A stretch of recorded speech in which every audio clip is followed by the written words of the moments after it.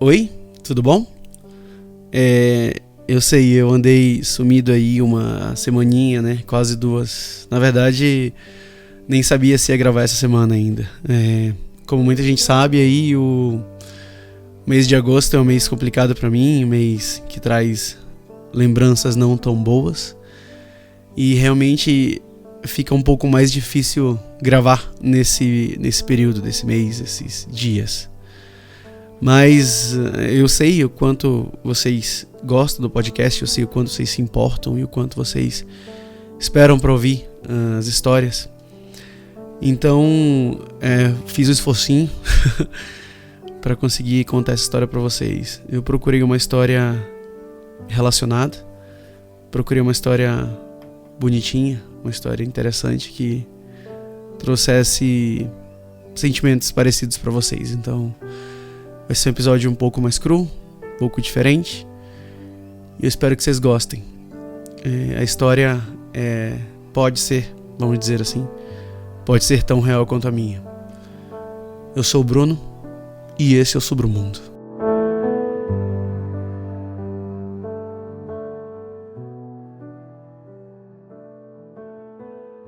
Eu sou o mais novo e tenho 4 irmãs meninas.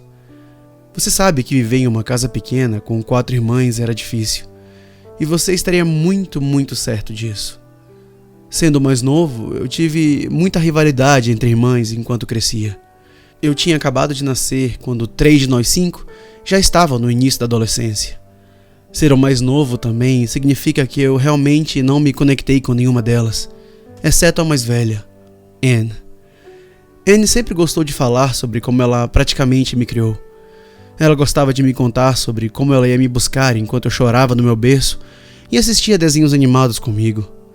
Ela dizia que era a única irmã que ficava realmente animada quando a mamãe contava que estava grávida de mim. É verdade, as outras 3 eram mais ou menos indiferentes ou ciumentas. Ao longo dos anos, apesar de nós sermos bem próximos, Anne começou a mudar. Ela foi demitida do primeiro bom emprego que teve quando tinha 23 anos e desde então era como se estivesse em uma espiral descendente. Ela estava em um relacionamento abusivo, mas ela argumentava que eles se amavam. Ela ficou com ele até um incidente particularmente ruim e então voltou para casa.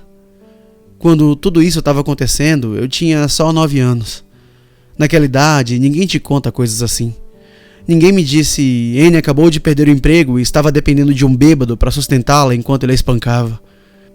Então, ao invés disso, minha mãe fez parecer que Anne voltar para casa era uma coisa boa. Eu estava muito animado e isso significava que eu poderia passar mais tempo com ela. Avançando para o ensino médio, conheci minha futura esposa e me tornei uma pessoa diferente do que era quando tinha 9 anos. Anne estava trabalhando em um emprego de merda e havia terminado vários relacionamentos. Eu não falava muito com minhas irmãs a essa altura. Eu sou tímido, sou diferente e falar ao telefone simplesmente não é minha praia. Pouco depois da formatura, Anne quase cortou o laço com a família. Ela estava com um homem divorciado que tinha 3 filhos. Ela estava cuidando dessas crianças enquanto ele usava o carro dela para ir e voltar do trabalho. E ele batia nela. Ela só nos ligava quando estava bêbada. Fora isso, ela não atendia o telefone e tentava arduamente encobrir qualquer jogo sujo entre os dois. Quando Anne me ligava à 1 da manhã, eu tinha medo de atender. Ela estava sempre chorando e falando sem parar. Ela dizia as mesmas coisas repetidamente sobre o quanto ela me amava, como ela sempre esteve lá para mim, mesmo quando a mamãe não estava. Essas ligações duravam horas. Eu me trancava no banheiro para que minha agora esposa não ouvisse o quão doente minha irmã estava. Mas você não pode esconder ligações telefônicas de 4 horas tão cedo pela manhã. Minha irmã estava muito doente.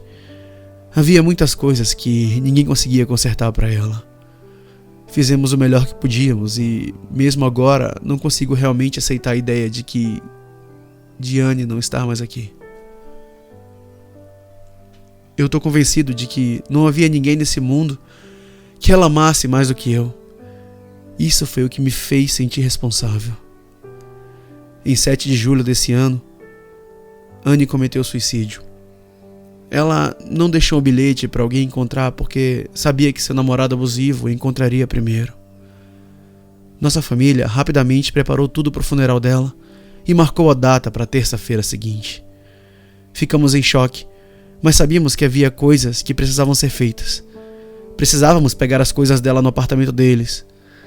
Mamãe reuniu nós 4 e papai naquele sábado para trazer caixas e vasculhar as coisas dela juntos. Foi quando encontrei as cartas que ela me deixou. Não sei se isso era coisa da nossa família ou se as outras mães e pais faziam isso, mas sempre que íamos viajar, como um acampamento de verão ou uma festa do pijama, mamãe comprava cartões baratos na loja e escrevia uma data no envelope. A data era quando deveríamos abri-lo. Dentro dele havia um bilhete fofo dizendo: "Espero que você esteja se divertindo. Saudades." Ou algo assim. Ajudava com qualquer saudade de casa e era como um mini Natal. Foi assim que Anne moldou as cartas. Elas foram empilhadas cuidadosamente e amarradas com um pedaço de lã amarela. A primeira dizia: "Abra na segunda-feira, 8 de julho. Acho que ela presumiu que iríamos vasculhar suas coisas no dia seguinte. Entre lágrimas e com meus pais e irmãs comigo, abri a carta com as mãos trêmulas. Lembro-me de como meu estômago parecia ter borboletas nele e pensei que fosse vomitar. Puxei o cartão e sorri. Era um daqueles cartões em branco, sem ocasião específica, e tinha um gato enrolado em uma bola de lã amarela na frente. Sinto muito. Espero que você possa me perdoar. Eu estava tão triste, tão infeliz. Eu sei que você vai viver uma vida longa e feliz. Te amo para sempre, garotinho." Assinado, Anne. Eu estava um caco.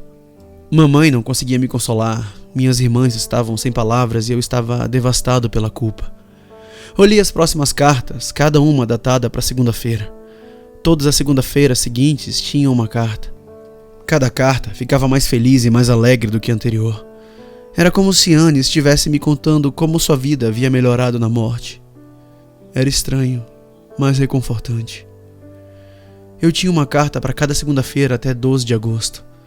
Na semana seguinte, minha carta estava datada para aquela quarta-feira. Eu tinha entrado em tal rotina que quase abri naquela segunda-feira, antes que minha esposa me atentasse, que estava datada para 21 de agosto, aniversário do nosso pai.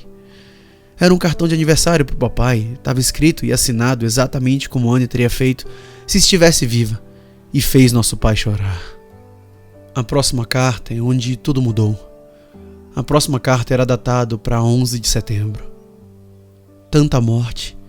Seus rostos estão tão marcados. Nunca vi nada parecido. Tanta tristeza e luto. Eles não precisavam morrer, garotinho. Eles não estavam prontos. O cartão me deixou abalado e chateado. Não fazia sentido algum. Depois das notas doces e lindas que ela escreveu em todos os outros, de onde tinha vindo isso? Do que ela estava falando? Eu tinha tantas perguntas, mas ninguém para respondê-las. Até eu ver o que aconteceu com as torres no noticiário nesse dia. Minha próxima carta dizia para abrir na quarta-feira, 27 de setembro. Não tive chance de abri-la naquela manhã, quando geralmente as abro, porque recebi um telefonema. Durante meses fiquei desempregado e estava procurando um emprego há bastante tempo. Naquela manhã, o consultório veterinário local me ligou e foi a melhor coisa que aconteceu, porque em muito tempo eu não conseguia fazer uma entrevista. Então, honestamente, esqueci da carta de Anne até o almoço depois da minha entrevista. Eu tinha conseguido um emprego e estava pronto para começar na segunda-feira seguinte. Quando abri o envelope, tirei um cartão de parabéns. O interior estava impresso com um monte de "Você conseguiu, ótimo trabalho, faça uma reverência", e no canto, Anne tinha escrito "Estou tão orgulhosa de você. Você vai se sair muito bem." Fiquei exultante, esse era meu primeiro emprego de verdade. Eu não era mais só um garçom e estava animado para comemorar. Só quando estava lavando meu prato do almoço é que percebi o que dizia o cartão. Não tinha jeito, não fazia sentido algum. Como Anne poderia saber aquilo? Coincidência, não havia outra explicação. O cartão mais recente foi datado de segunda-feira, 7 de outubro, segunda-feira passada. Eu fiquei aliviado depois dos 2 últimos, por voltar às segundas-feiras normais. Essa segunda-feira de manhã foi um inferno. Minha esposa e eu acordamos meia hora atrasados. Eu estava com muita pressa para me arrumar e enfiei a carta no bolso junto com uma barra de cereal. Minha esposa dirigia muito para o trabalho, então, ao invés de trabalhar, Seu chefe a designou para uma filial mais perto de casa para que ela pudesse dirigir e chegar mais rapidamente.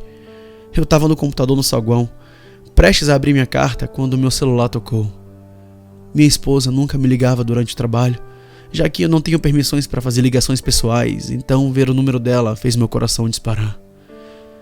Era o hospital da cidade. Disseram que ela tinha sido levada às pressas de um acidente grave e que eu estava sob seus contatos de emergência. Eu disse a eles quem eu era e disse que estaria lá em menos de 15 minutos. No hospital, a recepcionista não pôde me deixar entrar.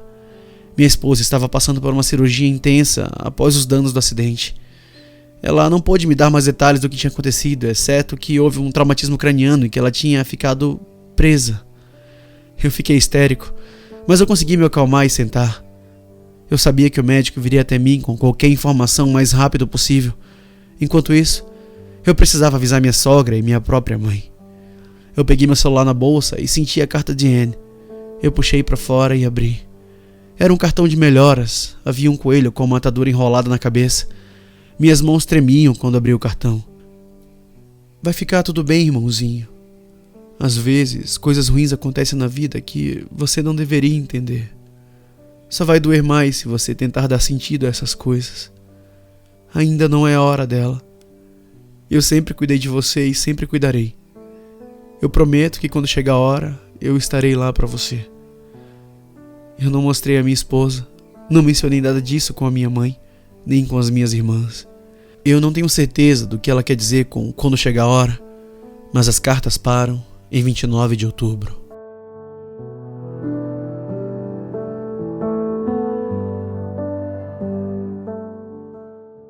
Infelizmente, devido à obscuridade da carta da minha irmã e ao pânico que senti quando pensei que minha esposa ou eu estávamos em algum tipo de perigo, eu nunca realmente tive a intenção de atualizar esse assunto. Eu recebi algumas mensagens de pessoas que eu contei sobre tudo o que aconteceu. Eles estavam perguntando sobre a última carta, mas, para tranquilizá-los, minha esposa e eu estamos bem. A última carta que Anne me escreveu é muito pessoal e privada, como todas elas deveriam ter sido. Acho que posso ter exposto as cartas da minha irmã o suficiente, embora signifique muito para mim que tantos de vocês se importem. No entanto, não me arrependo de falar sobre essa experiência fenomenal porque compartilhei uma espiada por trás desse véu que nem todos nós aqui nesse plano teremos a oportunidade de experimentar nessa vida. Tudo que posso lhe oferecer agora, no que diz respeito ao encerramento, é que não há encerramento. A última carta de Anne foi linda e de partir o coração. Foi meu último vínculo com ela, mas algo assim não pode continuar. Tudo que posso interpretar da carta, que se referiu ao meu tempo, é que não importa onde ou quando for, Anne estará lá esperando para se reunir comigo. Não sei onde é ou se dura uma eternidade, mas me conforto com essas palavras. Então, peço desculpas se esse não é o final que você esperava. Até onde sei, não há um final à vista. Espero que tenham gostado da história hoje. Escreva nos comentários aí o que vocês acharam e realmente eu quero ler tudo que vocês têm para dizer. Então, realmente comentem aí. Por hoje é só. E uma coisa que eu não falo há muito tempo. Boa noite e bons pesadelos.